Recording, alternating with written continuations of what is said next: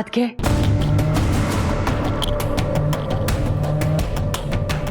ಕ್ಷಮಿಸಿ ಅದಕ್ಕೆ ಜನನಿ ನನ್ನ ಮಗಳು, ಅವಳು ನಾನು ಹೇಳ್ದಾಗ ಕೇಳ್ತಾಳೆ ಅನ್ನೋ ಹುಮ್ಮಸ್ಸಲ್ಲಿ ಅವಳನ್ನ ಬದಲಾಯಿಸ್ತೀನಿ ಅಂತ ನಾನು ನಿಮ್ಮ ಹತ್ರ ಹೇಳಿ ಹೋಗಿದ್ದೆ. ಆದರೆ ಅದು ನನ್ನ ಕೈಯಲ್ಲಿ ಆಗದೆ ಇರೋ ಕೆಲಸ ಅಂತ ಅವಳ ಹತ್ರ ಮಾತಾಡಿದ್ಮೇಲೆ ನನಗೆ ಗೊತ್ತಾಯಿತು.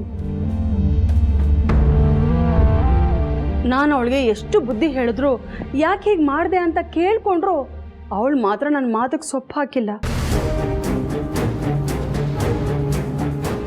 ಮಗು ವಿಚಾರದಲ್ಲಿ ಅವಳಿಗಿರೋ ಹಠದ ಧೋರಣೆನ ಬದಲಾಯಿಸ್ಕೊಳ್ಳೋ ಯಾವ ಲಕ್ಷಣನೂ ಕಾಣಿಸ್ತಾ ಇಲ್ಲ. ಅದಕ್ಕೆ ಏನು ಮಾಡೋಕ್ಕಾಗುತ್ತೆ ಹೇಳಿ?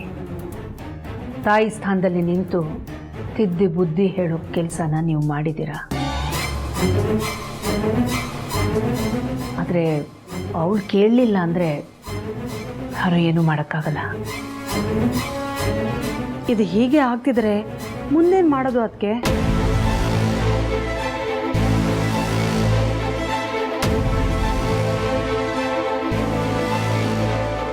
ಯೋಚನೆ ಮಾಡ್ತೀನಿ. ಸರಿ ಅದಕ್ಕೆ. ಅಖಿಲ, ಜನನಿ ರತ್ನವೇಣಿ ಮಾತು ಕೇಳ್ತಿಲ್ಲ ಅನ್ನೋ ಕಾರಣಕ್ಕೆ ನಾವು ಸುಮ್ಮನೆ ಕೂರೋಕ್ಕಾಗಲ್ಲ. ಇದಕ್ಕೇನಾದರೂ ಒಂದು ಪರಿಹಾರ ಹುಡುಕ್ಲೇಬೇಕು. ಹೌದು ರಘು, ಪರಿಹಾರ ಇದ್ದೇ ಇರುತ್ತೆ. ಇದೆ, ಸ್ವಲ್ಪ ಕಷ್ಟ ಅನ್ನಿಸ್ಬೋದು ಅಷ್ಟೇ. ಆದರೆ ಇದಲ್ಲದೆ ಬೇರೆ ಯಾವ ದಾರಿನೂ ನನಗೆ ತೋಚ್ತಾ ಇಲ್ಲ. ಏನದು? ಏನು ಅಂತ ಈಗಲೇ ಕೇಳಬೇಡಿ. ಈಗಲೇ ಹೇಳೋಕ್ಕೆ ನನ್ನಿಂದ ಸಾಧ್ಯವೂ ಇಲ್ಲ. ಆದರೆ ಆದಷ್ಟು ಬೇಗ ಎಲ್ರಿಗೂ ನಾನೇ ತಿಳಿಸ್ತೀನಿ.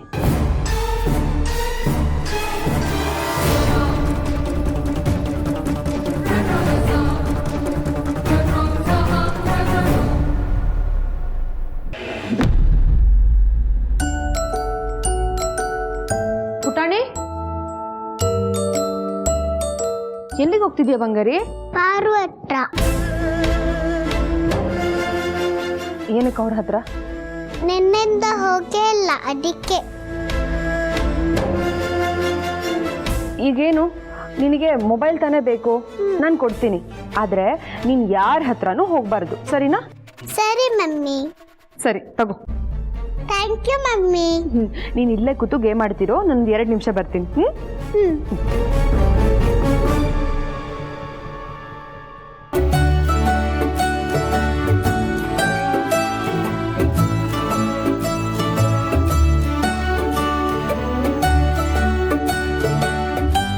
ಬಂಗಾರಿ, ಏನ್ ಕಂದ ಯಾವಾಗ್ಲೂ ಫೋನ್ ನೋಡ್ಕೊಂಡು ಕೂತಿರೋದ?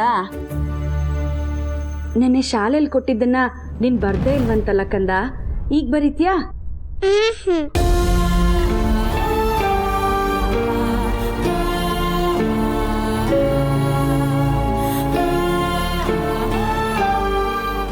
ಕಂದ, ಓದಿ ಬರೆಯೋ ಸಮಯದಲ್ಲಿ ಈ ರೀತಿ ಎಲ್ಲ ಫೋನ್ ನೋಡಬಾರ್ದು. ನೀನ್ ಜಾಣ ಮರಿ ಅಲ್ವಾ? ಈಗ ಪಾರು ಹೇಳಿದ ಮಾತು ಕೇಳ್ತೀಯ ಅಲ್ವಾ ಕಂದ? ನೀನ್ ನನ್ನ ಕೆಟ್ಟೋಳು ಅಂದ್ರೂ ನಂಗೇನು ಬೇಜಾರಿಲ್ಲ. ನಿನ್ ಮೇಲಿರೋ ಪ್ರೀತಿ ನನ್ಗೆ ಯಾವತ್ತೂ ಕಮ್ಮಿ ಆಗಲ್ಲ ಕಂದ. ನಿನ್ ದಮ್ಮಯ್ಯ ಅಂತೀನಿ ಬಂಗಾರಿ, ಫೋನ್ ಕೊಡು. ಈಗ ನೀನ್ ಬರೀತ್ಯಾ?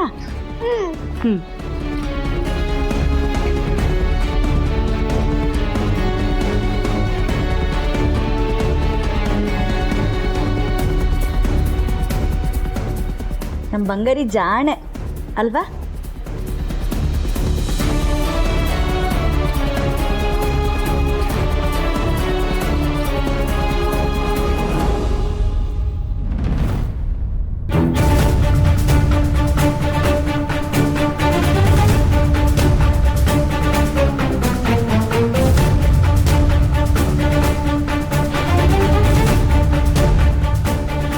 ಪುಟಾಣಿ, ಯಾಕೆ ಫೋನ್ ನೋಡ್ತಿಲ್ವಾ? ಯಾಕೆ? ನಾನೇ ಫೋನ್ ತೆಗೆದು ಆ ಕಡೆ ಇಟ್ಟೆ ಜನ್ನಿ. ಏನಕ್ಕೆ?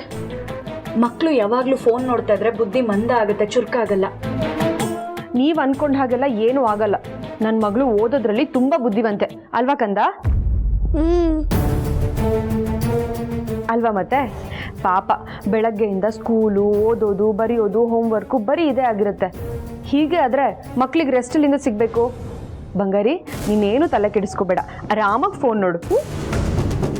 ತಗೋ ಫೋನ್ ನೋಡು. ಪುಟಾಣಿ, ನಾನು ನಿಮ್ಮ ಮಮ್ಮಿ ಹೇಳ್ತಾ ಇದ್ದೀನಿ, ಫೋನ್ ನೋಡು, ಏನೂ ಆಗಲ್ಲ.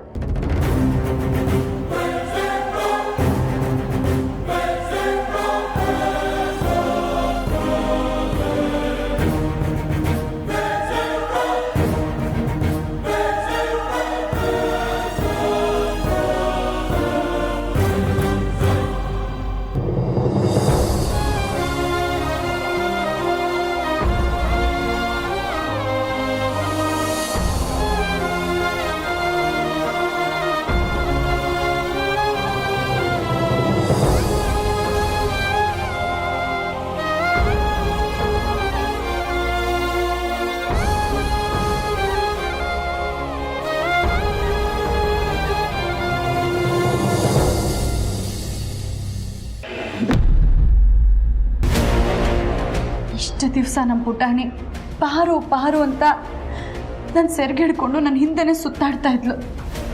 ಆದರೆ ಈಗ ಜನನಿನ್ ಬಿಟ್ಟು ಬರ್ತಾ ಇಲ್ಲ. ಅವಳು ಕೊಟ್ಟಿರೋ ಫೋನ್ ಇಟ್ಕೊಂಡು 3 ಹೊತ್ತು ಅದರಲ್ಲಿ ಆಟ ಆಡ್ತಾ ಇರ್ತಾಳೆ. ಇದು ಹೀಗೆ ಮುಂದುವರೆದ್ರೆ ನಾನು ಏನು ಮಾಡಲಿ?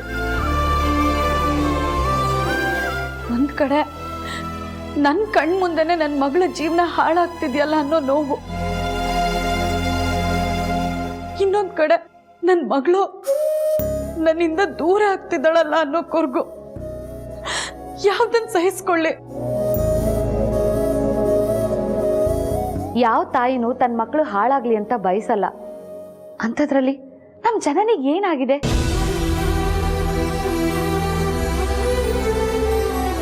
ನಿನ್ಮೇಲಿರೋ ಕೋಪಕ್ಕೋಸ್ಕರ ಪುಟಾಣಿ ಕೈಲಿ ಫೋನ್ ಕೊಟ್ಟು ಕೆಟ್ಟ ಅಭ್ಯಾಸನ ಮಾಡಿಸ್ತಾರ? ನೀನ್ ಅಲ್ಲೇ ಅವಳಿಗೆ ಜೋರ್ ಮಾಡಿ ಹೇಳ್ಬೇಕು ತಾನೆ, ಇದ್ ಮಾಡ್ತಿರೋ ತಪ್ಪು ಅಂತ. ಈಗ ಪ್ರಶ್ನೆ ಮಾಡ್ತಾ ಇದ್ರೆ ಅದೇ ಅಭ್ಯಾಸನ ಮುಂದುವರಿಸ್ತಾಳೆ.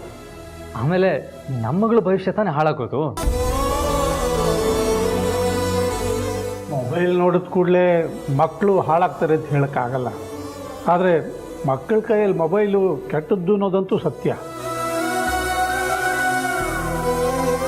ಇದು ಜನನಿಗೂ ಗೊತ್ತು. ಆದರೂ ಅವಳು ನಮ್ಮಗಳಿಂದ ಲಕ್ಷ್ಮೀ ಪುಟ್ಟಿನ ದೂರ ಇಡಬೇಕು ಅಂತ ಹೀಗೆಲ್ಲ ಮಾಡ್ತಿದ್ದಾಳೆ.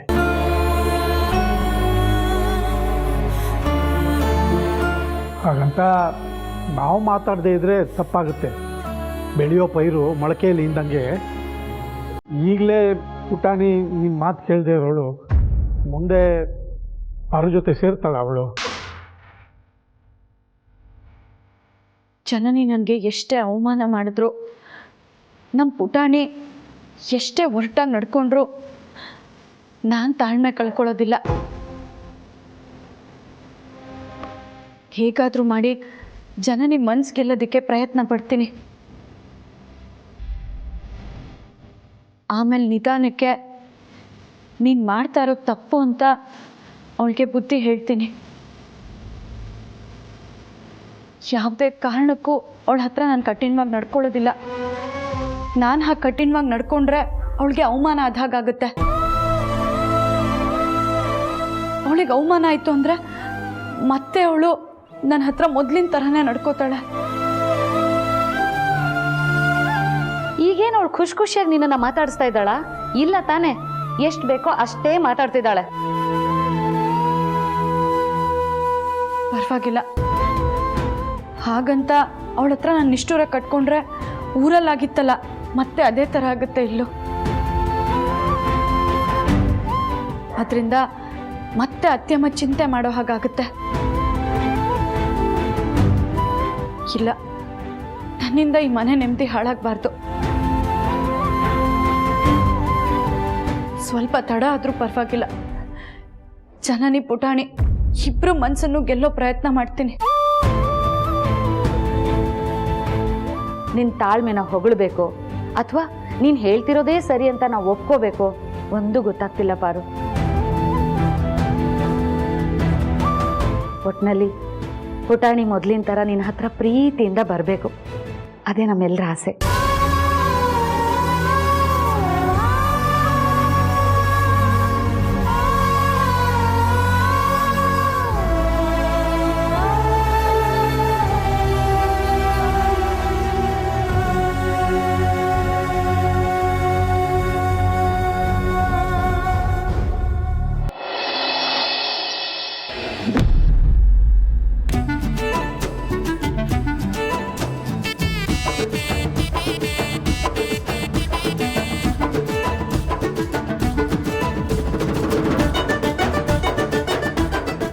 ನಾನು ಕೊನೆಯವರೆಗೂ ಜನನಿನ ನಂಬ್ಕೊಂಡಿರೋಕ್ಕಾಗಲ್ಲ.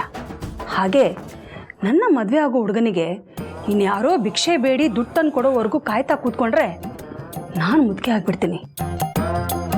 ನನ್ನ ಪ್ರೇಮ ಕವಿ ಮಾತಾಡ್ದನ್ನ ಕೇಳಿಸ್ಕೊಂಡ್ರೆ ಅವನು ನಿಜವಾಗ್ಲೂ ಕೋಟ್ಯಾಧಿಪತಿನೇ ಅನ್ಸತ್ತೆ. ನಾನು ಅವನ್ನ ಮದುವೆ ಆದರೆ ಅವನ ಇಡೀ ಆಸ್ತಿಗೆ ನಾನೊಬ್ಳೇ ಒಡತಿ. ಆಗ ಇನ್ನೊಬ್ಳು ಅಖಿಲಾಂಡೇಶ್ವರಿ ಥರ ನಾನು ಮೆರಿಬೋದು. ನಾನು ಈಗಿಂದೀಗಲೇ ಈ ವಿಷಯನ ನನ್ನ ಪ್ರೇಮ ಕವಿಗೆ ಹೇಳ್ಬಿಡ್ತೀನಿ.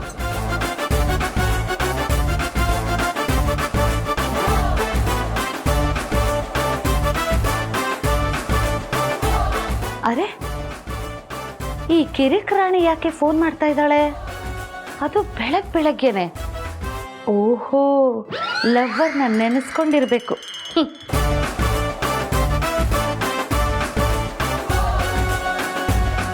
ಹೇಳ್ಕೊಳಕ್ ಒಂದೂರು, ಹೇಳ್ಕೊಳಕ್ ಒಂದೂರು. ರತ್ನ, ನನ್ನ ಗಂಟ್ಲು ಯಾಕೋ ಇವತ್ತು ಸ್ವಲ್ಪ ಸರಿ ಇಲ್ಲ. ಡೈರೆಕ್ಟಾಗಿ ಮಾತೆ ಶುರು ಮಾಡಿಬಿಡೋಣ. ಸರಿ, ಹಾಗೆ ಮಾಡ್ತೀನಿ. ಶುಭೋದಯ. Good morning. ನಿಮ್ದೆಲ್ಲನೂ ನಂದೇ ಆದಮೇಲೆ ನಿಮ್ಮ ಕಷ್ಟನೂ ನಂದೇ ತಾನೇ? ಅರ್ಥ ಆಗಲಿಲ್ಲ. ಅಂದರೆ ನಮ್ಮ ಪ್ರೀತಿಗೋಸ್ಕರ ನಾನೇ ಭಿಕ್ಷೆ ಬೇಡ್ತೀನಿ ಅಂದೆ.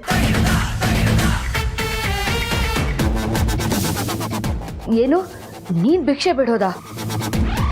ಬೇಡ ನನ್ನ ರತ್ನ, ನೀನು ಕಷ್ಟಪಡೋದನ್ನ ನನ್ನ ಕೈಲಿ ನೋಡೋಕ್ಕಾಗಲ್ಲ. ನಿಮಗೋಸ್ಕರ ನಾನು ಏನು ಬೇಕಾದರೂ ಮಾಡ್ತೀನಿ. ಅಂಥದ್ರಲ್ಲಿ ನಾನು ಭಿಕ್ಷೆ ಬೇಡೋದ್ರಿಂದ ನನಗೆ ಯಾವ ಅವಮಾನನೂ ಆಗಲ್ಲ. ನೀವೇನೂ ತಲೆ ಕೆಡಿಸ್ಕೋಬೇಡಿ. ಒಟ್ಟಿನಲ್ಲಿ ಆದಷ್ಟು ಬೇಗ ನೀವು ನನ್ನ ಮದುವೆ ಆಗಿ ಈ ಸೆರೆಮನೆಯಿಂದ ನನ್ನ ಬಿಡುಗಡೆ ಆಗೋ ಹಾಗೆ ಮಾಡಿ.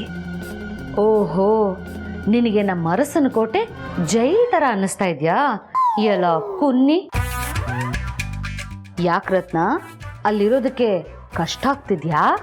ಹೌದು, ಒಂದೊಂದು ದಿನಾನೂ ಒಂದೊಂದು ಯುಗ ಅನ್ನಿಸ್ತಿದೆ. ಆದಷ್ಟು ಬೇಗ ನೀವಿಲ್ಲಿಗೆ ಬಂದು ನನ್ನ ಕರ್ಕೊಂಡು ಹೋಗಿ. ನಿಮ್ಮ ದಮ್ಮಯ್ಯ ಅಂತೀನಿ. ಸರಿ, ಡೋಂಟ್ ವರಿ. ನೀನು ಆದಷ್ಟು ಬೇಗ ಭಿಕ್ಷೆ ಬಿಡೋದಕ್ಕೆ ರೆಡಿ ಆಗು. ಅದ್ರ ಬಗ್ಗೆ ನಿನ್ಗಿನ್ನೊಂದ್ಸಲ ಫೋನ್ ಮಾಡಿ ನಾನು ಡೀಟೇಲ್ ಆಗಿ ಹೇಳ್ತೀನಿ. ಹಾಂ, ಹಾಗೆ ದುಡ್ಡನ್ನ ಎಲ್ಲಿಗೆ ತಂದು ತಲುಪಿಸ್ಬೇಕು ಅಂತಲೂ ಹೇಳ್ತೀನಿ. ಸರಿ, ಬಾಯ್.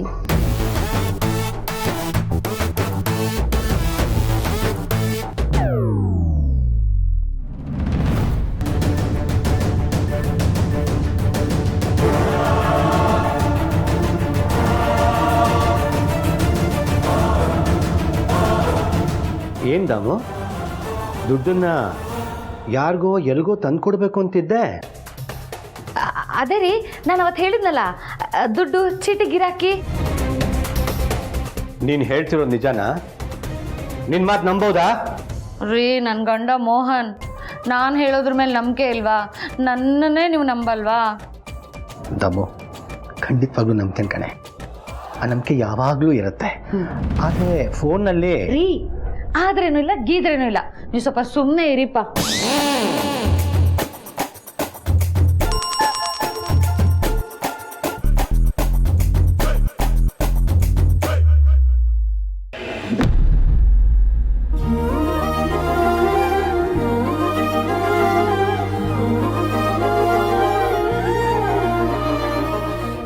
ಅತ್ಯಮ್ಮ,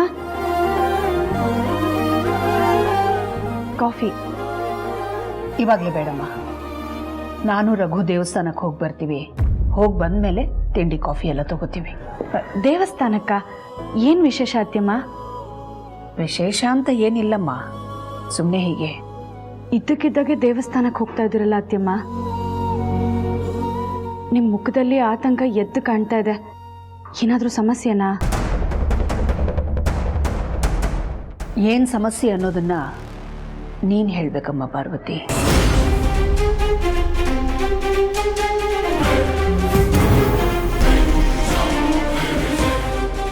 ಆ ಥರ ಯಾವ ಸಮಸ್ಯೆನೂ ಇಲ್ಲ ಅತ್ಯಮ್ಮ, ನಾವೆಲ್ಲರೂ ಚೆನ್ನಾಗೇ ಇದ್ದೀವಲ್ಲ. ಹೌದೇನು? ನನ್ನ ಮನಸ್ಸಿನ ನೆಮ್ಮದಿಗೋಸ್ಕರ ನಾನು ದೇವಸ್ಥಾನಕ್ಕೆ ಹೋಗ್ತಾ ಇದ್ದೀನಮ್ಮ. ಅಮ್ಮ, ಏನು ಹೇಳ್ತಾ ಇದ್ದೀರಾ?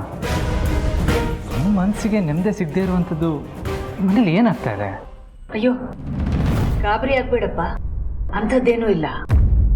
ನನ್ನ ಮನಸ್ಸಿನ ಶಾಂತಿಗೋಸ್ಕರ ದೇವಸ್ಥಾನಕ್ಕೆ ಹೋಗ್ತಿದ್ದೀನಿ ಅಷ್ಟೇ. ಮನುಷ್ಯ ಕೆಲಸದಿಂದ ಬಿಡುವು ತಗೊಂಡ ಅಂದ ತಕ್ಷಣ ಚಿಂತೆಯಿಂದನೂ ಬಿಡುವು ತಗೊಂಡಿದ್ದಾನೆ ಅಂತ ಅಲ್ವಲ್ಲ. ಸಹಜನೇ, ಒಂದಲ್ಲ ಒಂದು ಚಿಂತೆ ಕಾಡ್ತಾನೇ ಇರುತ್ತೆ. ಅದಕ್ಕೆ ಸಮಾಧಾನಕ್ಕೋಸ್ಕರ ದೇವಸ್ಥಾನಕ್ಕೆ ಹೋಗ್ತೀನಿ ಅಂತ ಹೇಳಿದ್ದು ನಾನು. ಅಮ್ಮ, ನಾನು ಬರಲ್ಲ. ಹೇಗಿದ್ರು ನಾನು ಆಚೆ ಹೋಗ್ತಾ ಇದ್ದೆ. ಪರವಾಗಿಲ್ಲಪ್ಪ ಆದಿ, ನೀನು ನಿನ್ನ ಕೆಲಸದ ಮೇಲೆ ಹೊರಟಿದೀಯಾ, ಅದನ್ನು ಅಚ್ಚುಕಟ್ಟಾಗಿ ಮಾಡಿ ಮುಗಿಸು. ನಾನು ರಘು ಹೋಗಿ ಬರ್ತೀವಿ, ಏನೂ ತೊಂದರೆ ಇಲ್ಲ. ಸರಿಮ್ಮ.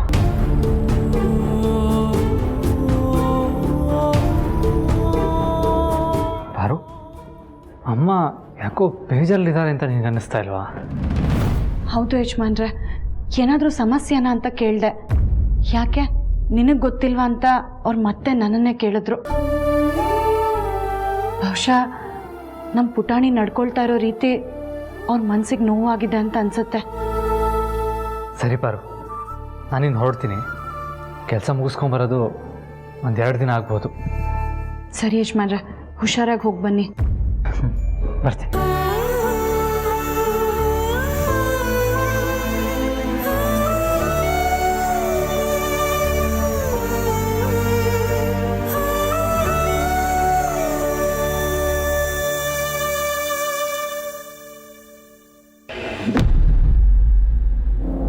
ಕುಮಾರ್, ನಾನಿವತ್ತು ಯಾವುದೇ ಕಾರಣಕ್ಕೂ ಆಫೀಸಿಗೆ ಬರಲ್ಲ, ಮನೆಯಲ್ಲೇ ಇರ್ತೀನಿ ಅಂತ ಇನ್ಫಾರ್ಮ್ ಮಾಡಿದ್ದೆ ತಾನೆ? ಎಸ್ ಮ್ಯಾಮ್, ಮಾಡಿದ್ರು. ಮಾಡಿದ್ಮೇಲೂ ಮೀಟಿಂಗ್ ಫಿಕ್ಸ್ ಮಾಡ್ಕೊಂಡಿದ್ದೀರಲ್ಲ, ಅದು ನನ್ನ ಪರ್ಮಿಷನ್ ಇಲ್ದೇನೆ. ಮ್ಯಾಮ್, ಅದು ಜಯ ಅವ್ರಿಗೆ ಇನ್ಫಾರ್ಮ್ ಮಾಡಿದ್ದೆ. ಆಫೀಸಲ್ಲಿ ಮೀಟಿಂಗ್ ಅಟೆಂಡ್ ಮಾಡೋದು ನಾನಾ ಜಯನಾ? ನೀವೇ ಮ್ಯಾಮ್. ಮತ್ತೆ ಇನ್ಫಾರ್ಮ್ ಮಾಡ್ಬೇಕಾಗಿರೋದು ನನಗ ಜಯ ಅವ್ರಿಗ? Sorry ma'am. ನೋಡಿ, ನೀವದು ಏನು ಮಾಡ್ತಿರೋ ನನಗೆ ಗೊತ್ತಿಲ್ಲ. ಇಮಿಡಿಯೇಟ್ ಆಗಿ ಪೋಸ್ಟ್ಪೋನ್ ಮಾಡಿ. ಯಾವ ಡೇಟು ಅಂತ ನಾನು ನಾಳೆ ಇನ್ಫಾರ್ಮ್ ಮಾಡ್ತೀನಿ. Okay ma'am.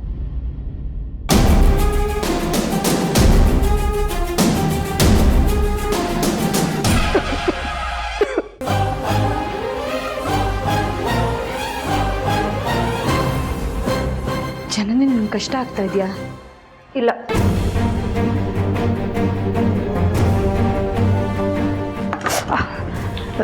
ಏನಾಯ್ತು ಜನನಿ?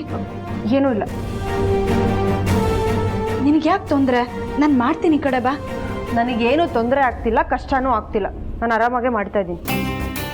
ಜನನಿ, ಇದೆಲ್ಲ ನನ್ನ ಕೆಲಸ.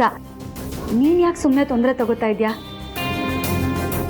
ನಿನಗೆ ಮನೆ ಕೆಲಸ ಎಲ್ಲ ಕಷ್ಟ ಆಗುತ್ತೆ.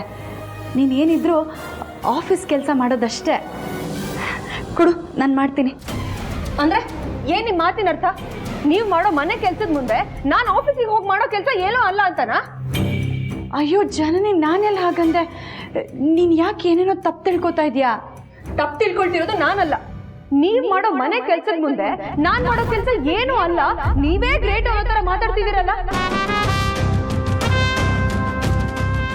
ಮನೆ ಕೆಲ್ಸನ ಯಾರು ಬೇಕಾದ್ರೂ ಬಂದ್ ಮಾಡ್ತಾರೆ. ಅದೇ ನಂತರ ಹೊರಗಡೆ ಹೋಗಿ ಆಫೀಸ್ ಕೆಲಸ ಮಾಡೋದು ಎಷ್ಟು ಕಷ್ಟ ಅಂತ ನಿಮ್ ತರ ಮನೇಲಿರೋರಿಗೆ ಏನ್ ಅರ್ಥ ಆಗುತ್ತೆ? ಯಾಕೆ ಜನನಿ ಏನೇನೋ ಮಾತಾಡ್ತಾ ಇದೆಯಾ? ನಿನ್ ಬಗ್ಗೆ ನಾನು ಯಾಕೆ ಹಾಗೆ ತಿಳ್ಕೊಳ್ಳಿ? ಮತ್ತೆ ಹಾಯಾಗಿ ಆಫೀಸಿಗೆ ಹೋಗಿ ಕೆಲಸ ಮಾಡ್ಕೊಂಡು ಬರ್ತಿದ್ಯಾ ಅಂತ ಹೇಳ್ತಿದ್ದೀರಲ್ಲ, ಮನೇಲಿ ಕುತ್ಕೊಂಡು ಅಡುಗೆ ಮಾಡೋರಿಗೆ ನನ್ನ ಕಷ್ಟ ಏನು ಅರ್ಥ ಆಗುತ್ತೆ?